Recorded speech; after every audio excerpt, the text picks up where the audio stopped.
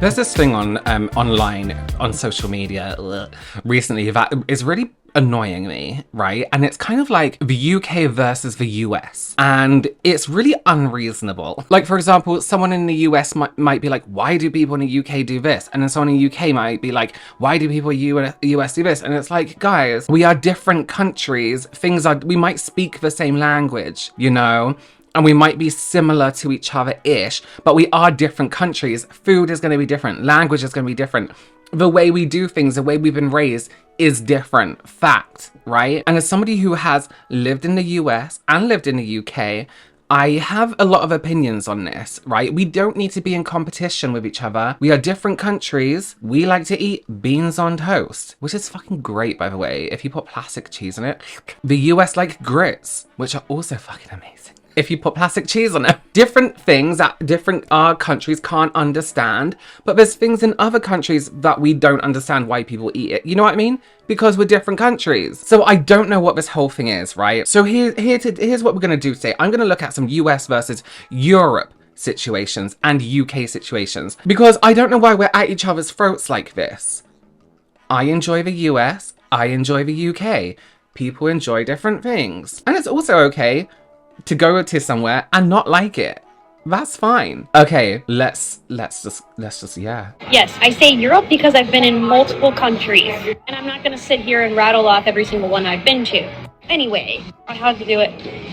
I had to do it. I'm so ashamed of myself. But it's hot outside, and I desperately needed an iced coffee, an actual iced coffee. And so I came to Starbucks. Because I knew that they were going to have actual iced coffee, not chilled coffee. Affogato. Coffee. Good old fucking iced coffee. Honestly, I'm reborn. I could stay in Europe for another 3 weeks. I'll be fine. Sophia, a few things. So she mentioned at the beginning, she was like, and yes, I said Europe, because if you go to the comments off when anyone visits Europe, they're like, oh, Europe isn't one country. It's like people come to Europe and visit multiple countries, right? So they say Europe. Imagine someone starting a video. Hey guys, I went to England, France, Belgium, Sweden. Where else is in Europe? You would just check out, right? So that's valid. She said she wanted iced coffee and not chilled coffee. What the fuck is chilled coffee? I have never heard of chilled coffee. Okay, this is another situation where people from everywhere are like, why can't you get water in Europe? You get iced coffee everywhere. I could go down the street. I live in a very small village and there's a cafe that does iced coffee, not chilled. Don't even know what the fuck chilled coffee is. Also, let me tell you something, Sophia. Starbucks here tastes like shit. But iced coffee from Starbucks tastes like ashtray. So if you're enjoying that, maybe you've been in Europe a little bit too long and your taste buds have changed. But yes, I have to be real. We don't make iced coffee that nice. Well, in England anyway. It's not the best. It is iced coffee. I don't know what chilled coffee, I don't know where these people are going to where you can't get iced coffee. Someone who has traveled Europe, I get iced coffee everywhere. You know what you do? You ask for iced coffee. Y'all know how like when British people talk, sometimes they'll say like California or like Australia, or if there's a name that ends with A, they'll say like Elena. Like, just watch this clip of Hugh Jackman talking, who, by the way, is Australian. So Australians are also on this, like, California bandwagon. And tell all of Australia that you just didn't have the guts and Canada is better. But apart from that... Now, as a language nerd, I got fed up because I was like, hold on. The first time he said Australia, normally, right? And then he said Canada. What? So I did a little bit of thinking. And luckily for me, I actually speak French. So I think I, like, kind of made the connection.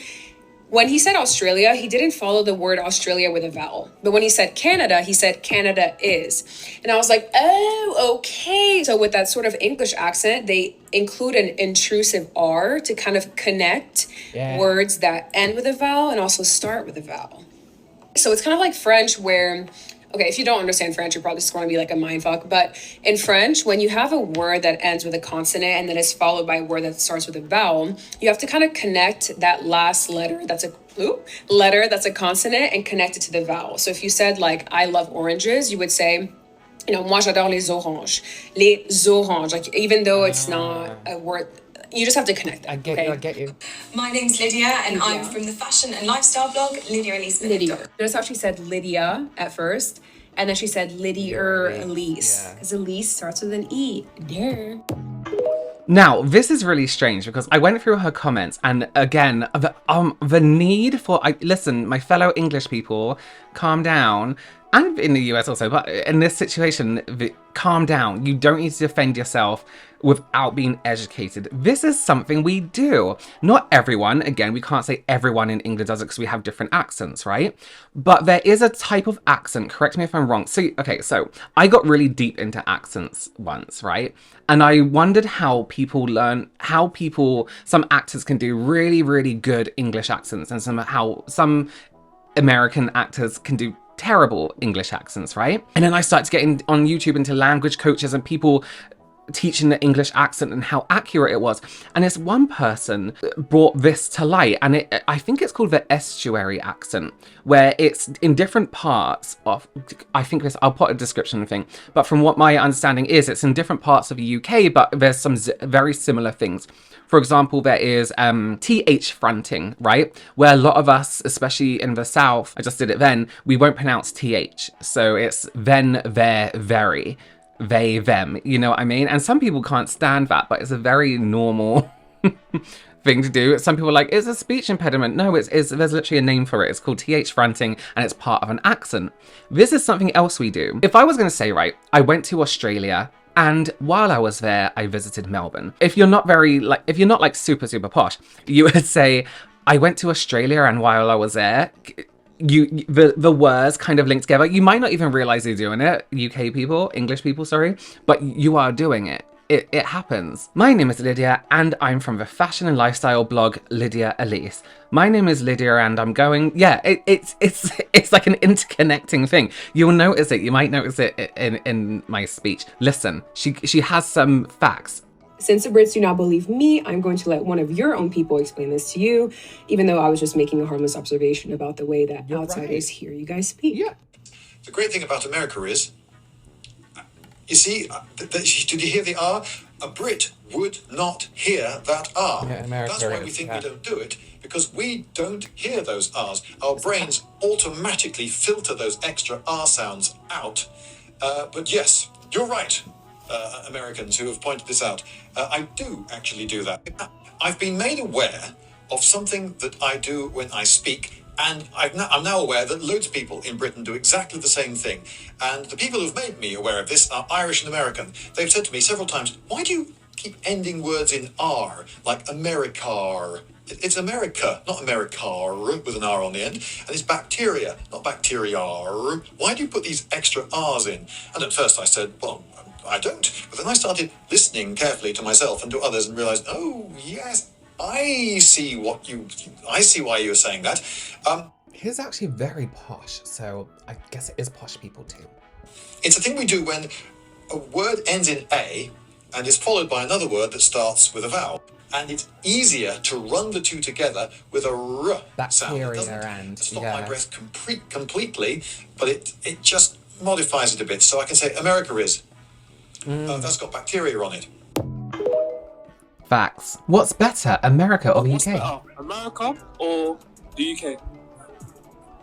America. America is also like the Americas. I think they mean the United States of America.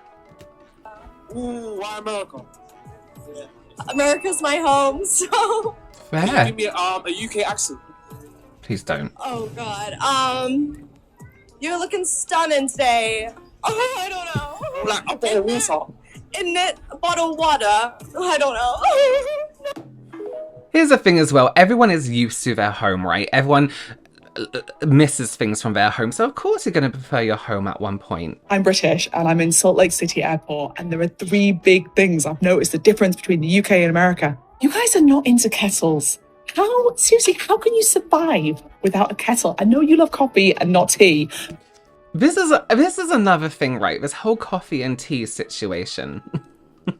Americans drink tea cold also, but they also have hot tea. I was a server in a restaurant in America, in the US, in Florida, and I served tea a lot.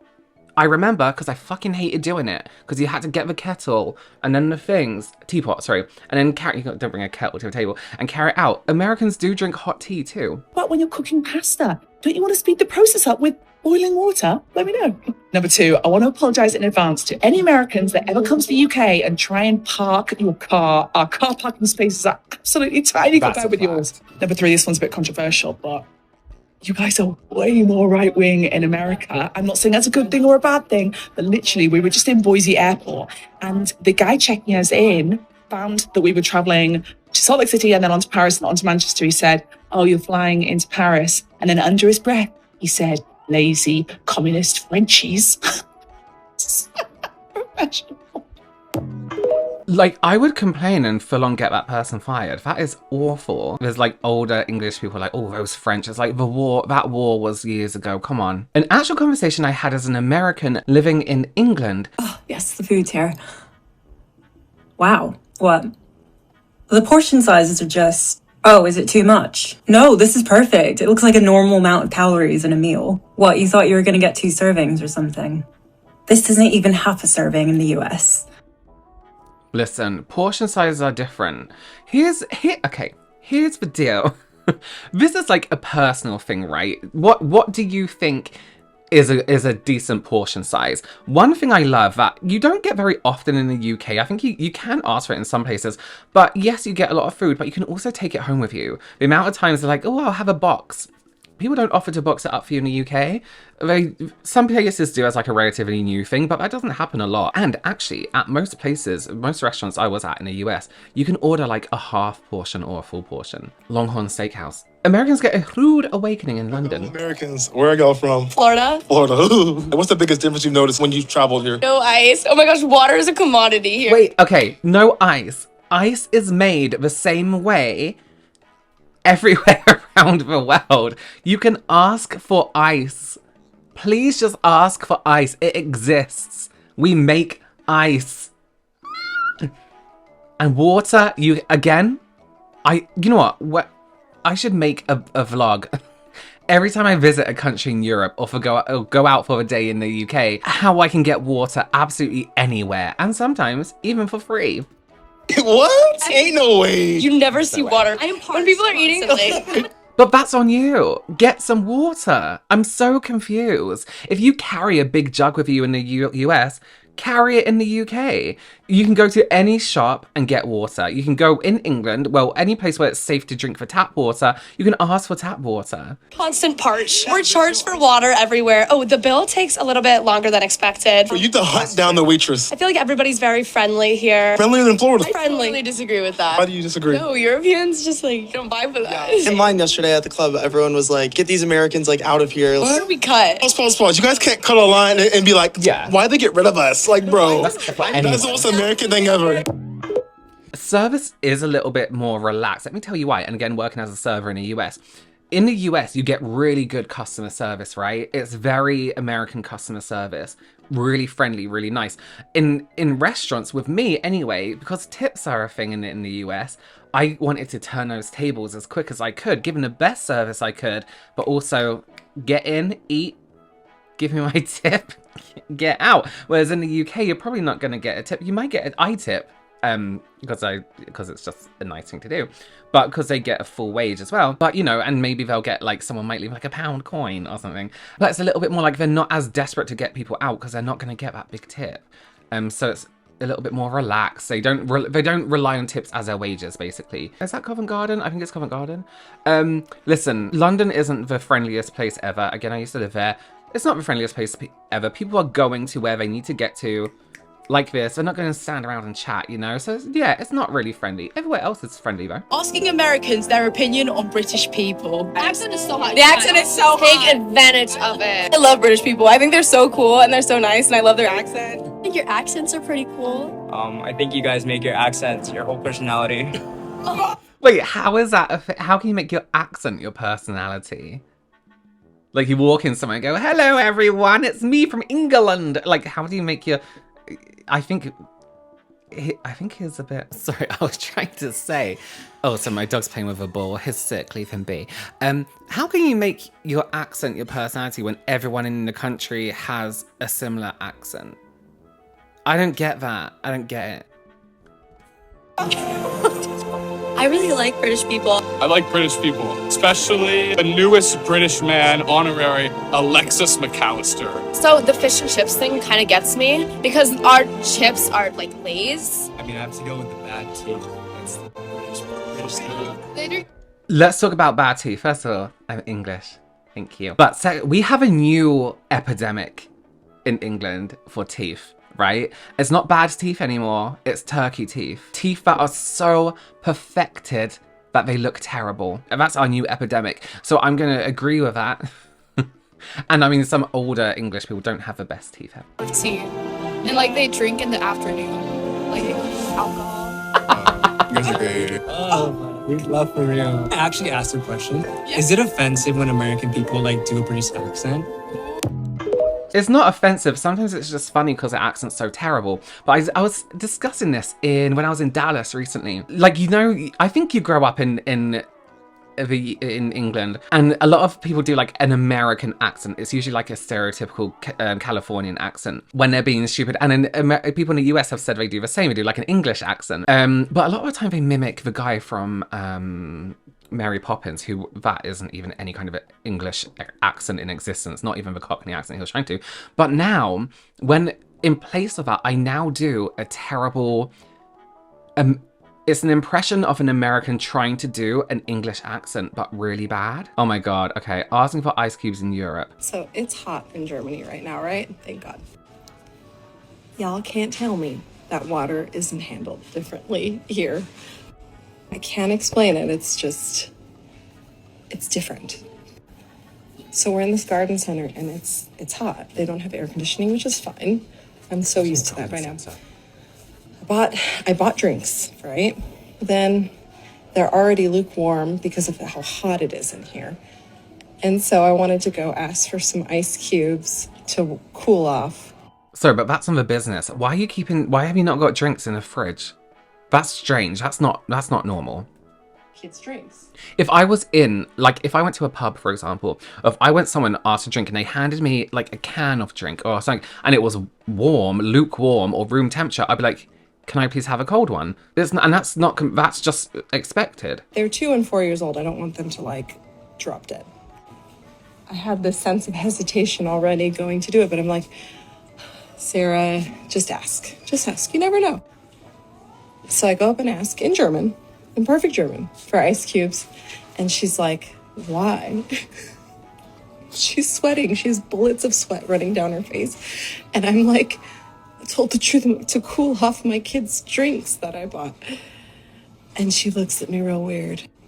She proceeds to ask me, how many do you need? And I'm like, I don't know, like 5. Just 5, please. And I'm like, if it costs something, it's fine. Just let me know. I just need some ice cubes.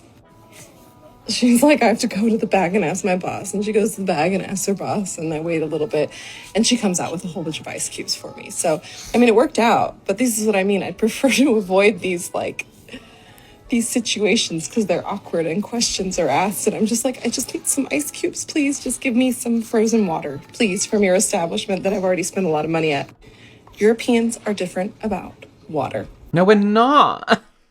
We're not.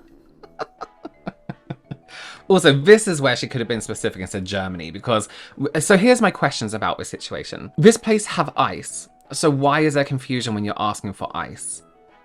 We make ice. Ice is available. Maybe when you order, you can say with ice. Maybe that's where the... But this isn't on Europe. This is on that person who is serving you and is confused about why you would want ice in a room temperature drink. That makes sense to me. Okay, I'm even more confused than when we started out. But listen, different countries, maybe we do handle ice differently. Maybe, you know, it's deep-rooted in us to hate ice. Thank you so much for joining me. Please do consider subscribing. I will see you in the next one. Bye.